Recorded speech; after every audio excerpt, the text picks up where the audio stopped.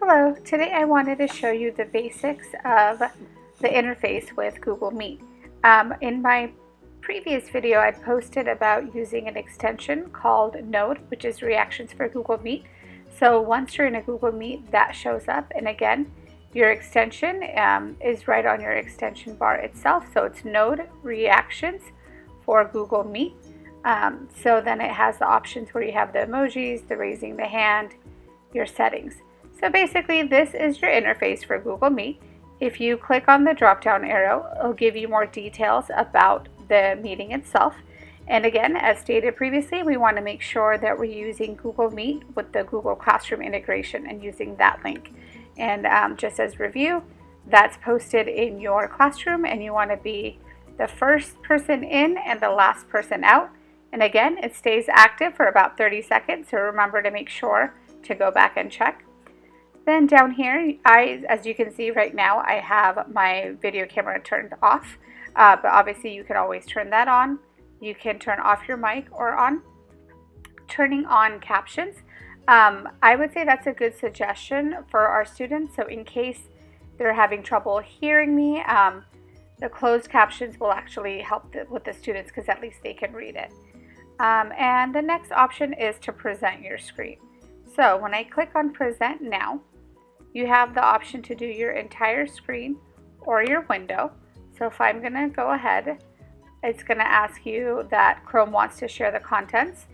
So I can select it, press share, and now it'll start sharing the screen. And it says right here that you are presenting.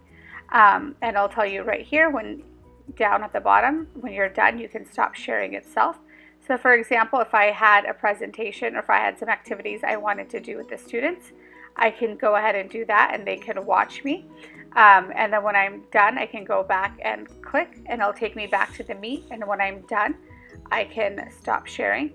One thing to keep in mind is that this option right here, Present Now, Share Screen, is currently available for all students to do.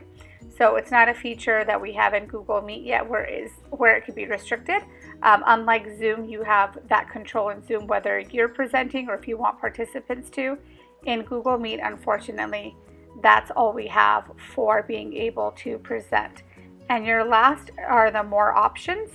And you can see that you have a few options here. Change layout.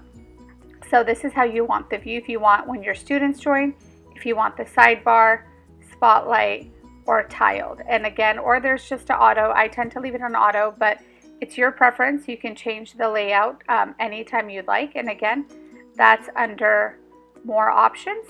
So these are the basic features with Google Meet so far. I wanted to show you the controls you have with a participant. And so basically I have a student demo account joined. So when I'm running this Meet as a teacher, I'll see who is in the Meet.